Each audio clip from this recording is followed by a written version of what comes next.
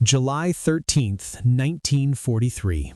A field near the village of Poniri, Kursk salient, Soviet Union. The smell is the first thing that hits you. A thick, acrid cocktail of burned oil, scorched metal, and something sweetly organic, all of it baked under the oppressive summer sun. The earth here is not just scarred, it's pulverized. Churned mud, blackened by fire, surrounds the carcass of a war machine. But this isn't another gutted Panzer or a blasted Soviet T-34. This is kill number 7 for Feldwebel Erich Schneider. His Focke-Wulf 190 sits idle 50 meters away, its engine ticking as it cools. Schneider, a young ace with 17 kills, painted in neat rows on his fighter's tail, doesn't look triumphant. He looks puzzled. He walks a slow, deliberate circle around his latest victim, a Soviet Il-2 Sturmovik. Its iconic shark-like snout is buried in the dirt. One wing is sheared off, lying like a giant, crumpled leaf. The armored bathtub protecting the pilot and vital components is intact, but the rear canopy is a spiderweb of shattered glass and torn metal. Schneider's victory an hour earlier had been textbook, a classic rear hemisphere attack, the Überfall. He'd come in from behind and slightly below, where the Il-2's rear gunner, if it even had one, should have been helpless. He'd watched his cannon shells stitch a line up the fuselage, saw pieces fly, and then the plane had lurched into its fatal dive. Clean, professional. So why did his own aircraft bear these fresh, jagged gashes along its engine cowling? Why did he have to nurse a failing engine back to this forward airstrip? Rifle caliber damage. From behind him. During his attack run. His mechanic's eye traces the lines of the wreck. He sees the twin barrels of the rear-facing 7.62mm SHKAS machine guns, now bent and silent, poking from the shattered aft cockpit. Standard. But his gaze lingers. He crouches, ignoring the heat radiating from the metal. He sees the intricate linkage of cables and rods running from the gun mount into the cockpit. He follows them with his finger through the torn skin of the aircraft. And he freezes. The linkages don't connect to a fixed forward-facing trigger for a gunner firing blindly over his shoulders. They connect to a fully articulated, vertically traversing gun round inside the rear cockpit, a mount controlled by a hand grip, a mount that allows the gunner to aim, to track a target, to follow a sleek Focke-Wulf diving in for the kill. A cold understanding, sharper than the Russian winter, cuts through the summer heat. This wasn't a static spray-and-pray defense. This was a precision trap. The IL-2 wasn't just a tough beast to bring down from behind. It was a bait with teeth, deliberately inviting the attack profile every German pilot had been trained to execute. Schneider stands up, wiping grease and dirt on his flight trousers.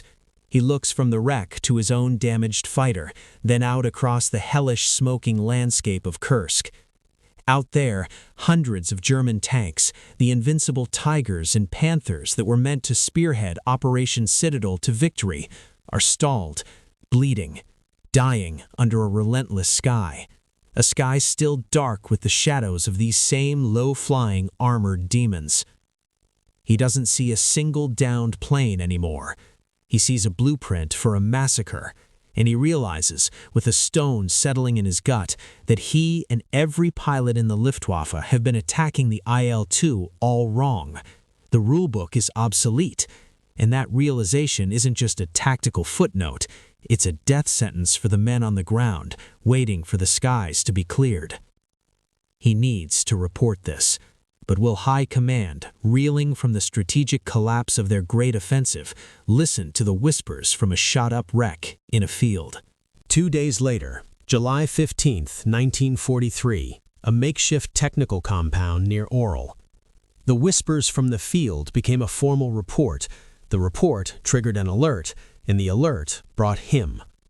Diplom-Ing Kurt Riegel of the Technisches Amt of the Reichsluftfahrtministerium did not look like a man who held fates in his hands. He was a slight figure in a crisp gray engineer's tunic, his spectacles reflecting the harsh light of the hangar lamps. Around him, the compound thrummed with the urgent energy of a retreating army, shouted orders, the grind of truck gears, the distant crump of Soviet artillery moving closer. But in this captured aircraft hangar, there was only a focused forensic silence. Before him, under the lamps, lay the eviscerated carcass of another IL-2, brought here on a flatbed under tarpaulin. It was not just examined, it was being reversed. Mechanics, under Riegel's quiet direction, were performing an archaeological dig on modern steel. "Remove the remaining skin panels from the aft section," Riegel instructed, his voice calm. "Expose the entire control run for the rear armament." His tools were not wrenches, but a clipboard, calipers, and a relentless analytical mind that saw machines as systems of vulnerability and strength. He had pored over intelligence reports on the Sturmovik for years. He knew its specs by heart.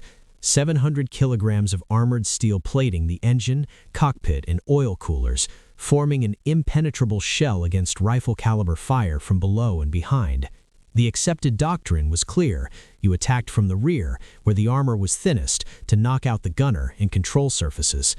But Schneider's field observation had pointed to a lie. The metal groaned as panels came away. Riegel stepped closer, ignoring the smell of fuel, blood, and earth. He saw it now, laid bare. The gunner's station was not an afterthought. It was an integrated fortress. The armored shell extended back, protecting the gunner's sides and head. And the guns. He traced the mechanism with a finger. "Herr Ingenieur?" A young lieutenant, his uniform stained with grease, stood nearby. "The linkages confirm it. It is a fully rotating Beverrichtungsanlage, an aiming assembly. The grip here," he pointed to a mangled handle in the wreckage, "allows for approximately 35 degrees of vertical traverse. The gunner does not just fire, he engages." Riegel nodded slowly, a cold clarity crystallizing. He picked up a recovered Shikos machine gun, its action rusted with blood. It was light, rapid firing, insufficient to tear a fighter apart with a few hits, but more than enough to shred a radiator, puncture coolant lines, snipe an oil tank, or kill a pilot. "The armor," Riegel said, almost to himself. "We designed our attack profiles against its armor. We saw it as a tortoise, vulnerable where its shell ended." He turned to the lieutenant, his glasses gleaming. "We were wrong. They did not just build a flying tank, they built a porcupine. The armor is not there to make the rear attack safe. It is there to make the rear attack inviting. It forces the fighter to commit, to close into a killing zone where this," he tapped the machine gun, "becomes lethal."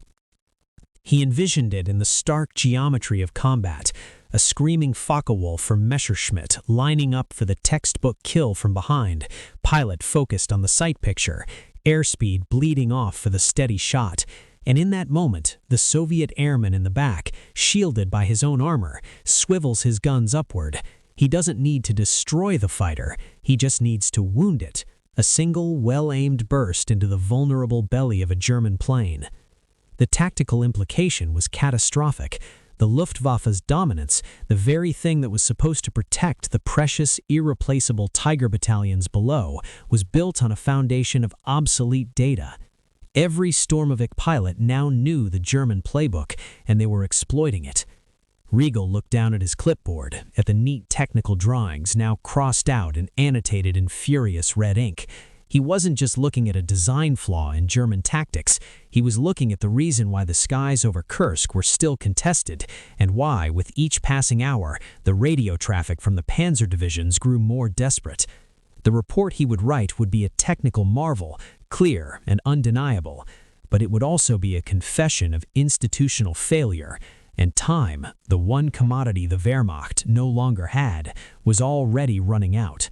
New tactics had to be conceived, trained, and implemented, not in the quiet halls of a testing ground, but in the deadly, swirling chaos of a war they were now losing. August 2nd, 1943. Jägerstab Headquarters, Eastern Front. The air in the command bunker was thick with the smell of damp concrete, stale coffee, and a sharper, more corrosive scent: defeat. The maps on the walls told the grim story of Operation Citadel and retreat. Arrows of advance had been erased, replaced by shaky lines of withdrawal. The Great Pincer Movement had become a bloody, costly salvage operation. Oberstleutnant Victor von Riesen's fist came down on the heavy oak table, making the ashtray jump. "Frontal attacks? You're asking my pilots to commit suicide, Riegel." Before him, the engineer's report lay open, its damning diagrams and photographs splayed like autopsy evidence. Around the table sat a gallery of grim faces: squadron commanders, flight leaders, men with knight's crosses at their throats and exhaustion etched around their eyes. DPLING Riegel remained standing, a pale column of calm in the storm. "I am asking them to stop committing suicide by the old method, Herr Oberstleutnant. The Überfall from behind is now a defensive kill zone for the IL-2. The statistics from the last 3 weeks are unequivocal. Loss rates during attacks on Sturmoviks have increased by over 200%, and the majority of the damage sustained is to cooling systems and engines, damage consistent with rear quarter fire." A young Hauptmann from JG-52, his hand bandaged from a recent shrapnel wound, shook his head. "I have tried a frontal pass. Once, you were a speck in their windscreen for a second. Their nose is all engine and armor. Your cannon shells spark off it like fireworks. Then you were past them, and their rear gunner has a perfect shot at your unprotected underside as you break away. It is a devil's bargain." "It is the only bargain left," Riegel insisted, his voice rising for the first time. He moved to a chalkboard, wiping away previous notes with a savage sweep. "You must not think of it as a traditional frontal attack. You must think of it as a surgical strike. The armor is concentrated here and here." He drew a rough outline of the IL-2's nose. "But here," he tapped the base of the canopy, "and here," he drew a line along the wing root, the wing spar attachments, the fuel tanks behind the pilot. "These are critical structural points. Your 20mm and 30mm cannon can compromise them, but you must hit them with precision from a very specific angle." He drew a new flight path. You do not come in straight on. You use your superior speed for a high-side, slashing attack from the front quarter, a shallow closing angle. You aim not for the armored nose, but for the cockpit silhouette, the wing roots. You fire a brief, aimed burst. Then you use your energy to break down and away, not up and over. You deny the rear gunner his tracking solution. The room was silent, the only sound the distant rumble of generators. The pilots exchanged looks. What Riegel was describing wasn't a tactic, it was an acrobatic, high-precision dueling technique. It required perfect timing, ice-cold nerves, and sacrificed all the advantages of their faster, more agile machines. They would be flying into the teeth of the Sturmovik's own forward-firing cannons and machine guns. "It is a butcher's bill," von Riesen muttered, lighting a cigarette. "We will lose more planes, more men. And if you do not," a new voice cut in from the doorway, "we will lose the entire Eastern Front." All heads turned. Standing there, coated in dust from the road, was a major from the 503rd Heavy Panzer Battalion. His face was grimy, his eyes hollow. "I just came from Prokhorovka," he said, his voice flat. "Without air cover, the Sturmoviks are grazing. They come in at treetop level. Your fighters are busy chasing them the old way, getting picked off from behind. And my Tigers, you see a Tiger from above, Herr Ingenieur? Its engine deck is thin sheet metal. Its turret roof is 25mm thick. A single-shaped charge bomb from an IL-2 turns it into a furnace. They are not just killing tanks, they are killing the myth." He looked at the pilots, his gaze unwavering. "We are sitting ducks down there. You must clear the sky, however you have to do it." The weight of his words settled over the room.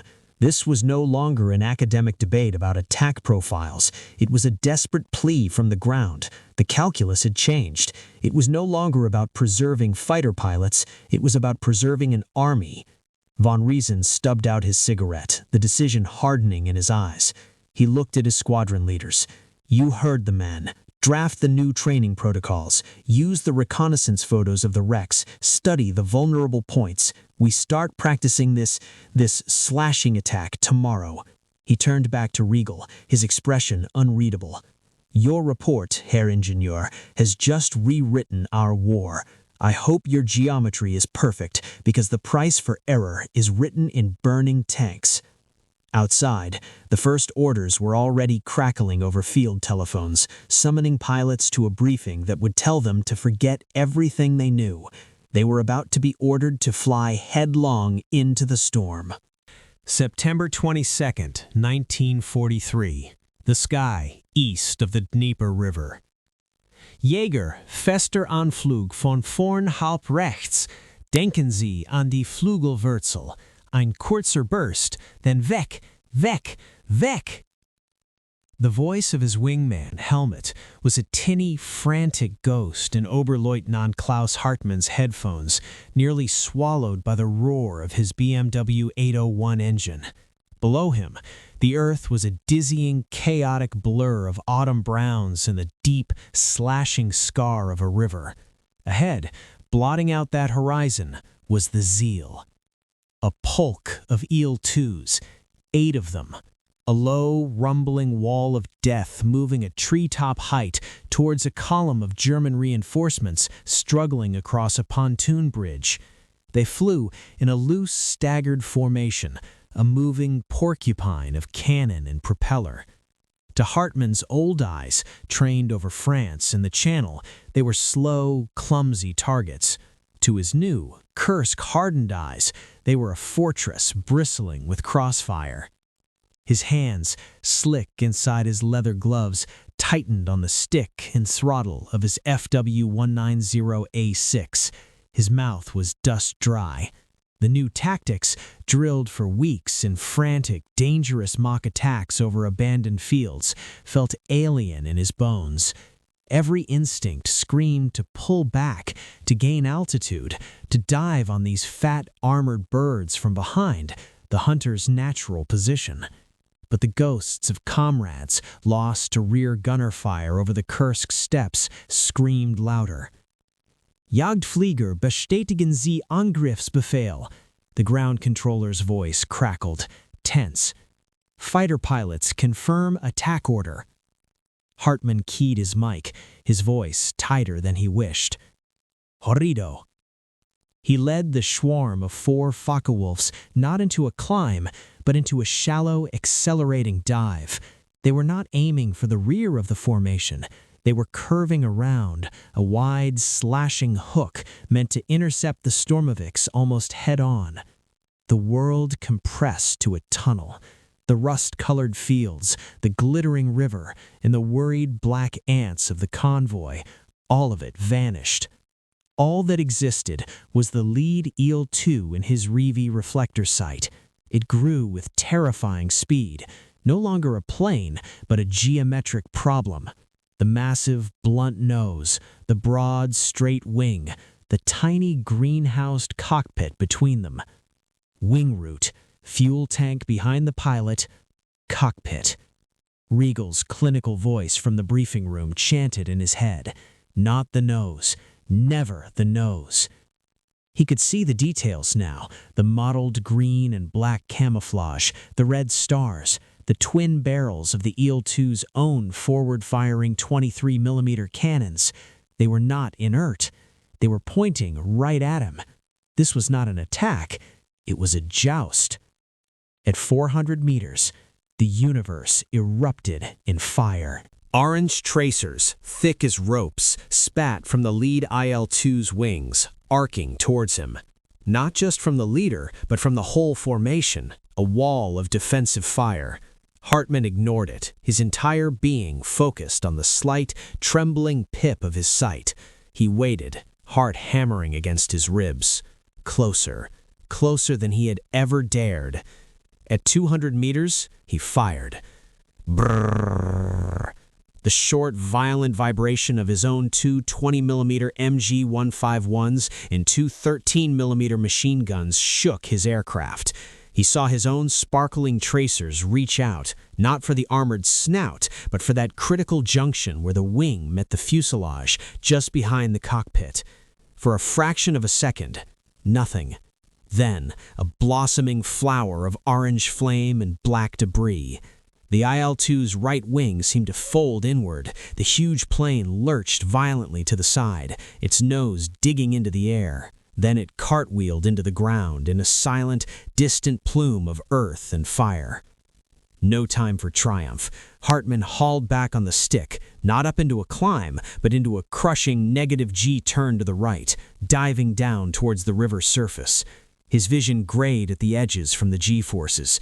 In his peripheral vision, a stream of tracer fire, lighter, faster 7.62mm rounds, stitched through the air where his fuselage had been a second before. The rear gunner of the second IL-2, denied a clean shot as Hartman dove away, had fired a frustrated, blind burst. "Hartman, brake left! Brake left!" Hammett's voice was a shriek. He yanked the stick, his FW-190 groaning in protest. A shape, another diving Focke-Wulf, trailing smoke, screamed past him, missing by meters. It was Becker. And behind Becker, another IL-2, its rear guns tracking him relentlessly. The neat geometric attack had dissolved into a swirling, low-altitude knife fight. The sky was a cat's cradle of tracer fire, diving fighters, and the relentless thrumming polk of the Sturmoviks. The new tactic worked. Hartman had disproven it, but it was a brittle, unforgiving kind of warfare. A single moment of hesitation, a slight misjudgment of angle, and you flew straight into a cloud of cannon fire, or presented your belly to the waiting gunner. Hartman leveled out just above the Dnieper's choppy surface, his heart trying to beat its way out of his chest. He looked back. One Sturmovik was down. Becker was nursing his wounded bird home. The convoy below was scattering, but it was still a target. The remaining IL-2s, shaken but unbroken, were beginning their attack runs. They had changed the rules. They had faced the storm's teeth, but the storm was not over. It was adapting, and the cost of this new desperate calculus was being written in fire, in the sky, and in the grim, smoking silence on Hartman's radio, where Becker's voice used to be. December 1943. The Eastern Front, from the Baltics to the Black Sea. The snow did not fall so much as it swirled, a bitter horizontal blizzard that erased the horizon and turned the sky into a featureless gray vault. In a heated railway car serving as a mobile intelligence office, Diplom engineer Kurt Riegel hunched over a collation of reports, the warm breath from his lips fogging the cold window pane. The neat red and blue lines of tactical maps had been replaced by columns of numbers, graphs of sortie rates, and grainy, heartbreaking photographs. The story of the new frontal attack doctrine was no longer told in the thrilling, terrifying narratives of pilots like Hartman. It was told here, in the sterile, brutal language of statistics. He traced a line on a graph with a calloused finger. Luftwaffe fighter losses per 100 sorties vis-a-vis IL-2 formations. The line spiked violently in July and August, the bloody price of the old tactics. Then, in September, it began to dip, not dramatically, but unmistakably, a 15% reduction. In October, another 10%. The new slashing attacks were working. Pilots were learning the geometry of survival. But his finger moved to the adjacent chart. IL-2 shootdowns confirmed. The line was almost flat, a slight uptick, then a plateau. They were losing fewer of their own, but they were not destroying significantly more of the enemy. The Sturmoviks, with their legendary durability, were still getting through. Their losses came from a combination of the new fighter tactics, flak, and operational weariness, not from decisive annihilation. He opened a folder marked Panzerverluste, Luftangriffe, tank losses, air attack. This was the other side of the equation. The line here was not dipping, it was climbing, steadily, relentlessly. The Tiger tanks, the Panthers, the very reason for this entire tactical revolution, were still burning. A quiet knock at the door. Oberleutnant Hartmann entered, stomping snow from his boots. He looked older than he had in September. The boyish defiance was gone from his eyes, replaced with a flat, operational fatigue. He held his cap in his hands. "You sent for me, head engineer?" "Sit down, Oberleutnant," Riegel said, gesturing to a stool. He pushed the folder towards him. "Your actions and those of your comrades have been brave. They have saved German lives. But look." Hartmann scanned the numbers, his pilot's mind translating them instantly to skies full of fire and twisted metal. He saw the modest gains, the stubborn, flat line of IL-2 kills. "We are not stopping them. We are containing them. For a moment. They send more, always more. The polks are larger now. They have learned, too. They tighten their formations. Their gunners are better. They expect our frontal passes." Riegel nodded. "You have changed the calculus in the air, but you have not changed the calculus on the ground. The Soviet factory in Kuibyshev produces over 300 of these aircraft every month. We shoot down 30. They replace them with 100. We lose one trained pilot, one FW-190. It takes us months to replace him. It takes them weeks to replace the plane." He leaned back, the weight of a deeper truth pressing down on him. "We discovered a flaw in our tactics. We engineered a brilliant, desperate solution, but we were solving the wrong problem. The problem was not merely the rear-facing gun. The problem was industrial. It was strategic. We were playing chess, thinking 3 moves ahead with our knights and bishops.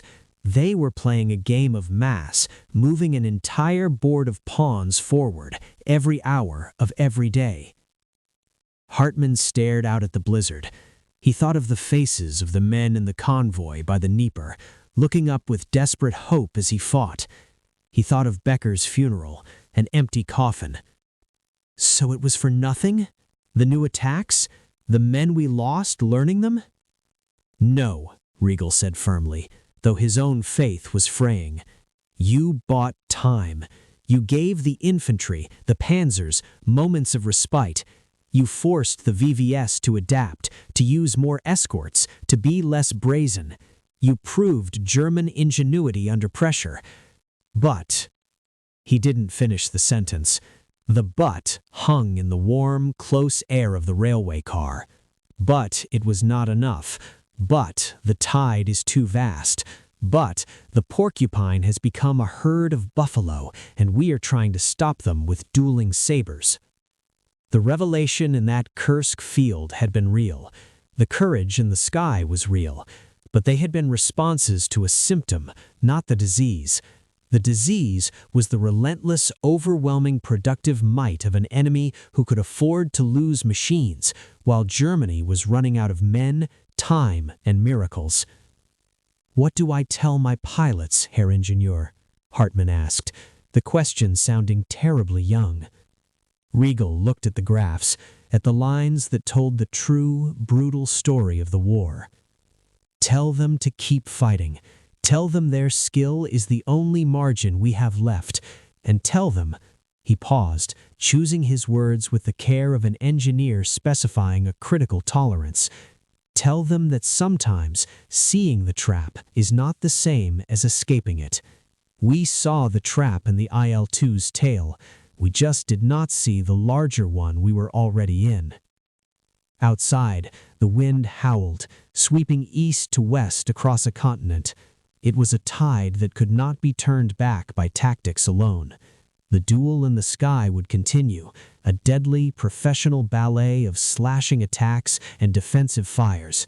But the unseen calculus, the one written in production numbers and the grinding of entire nations, had already rendered its verdict.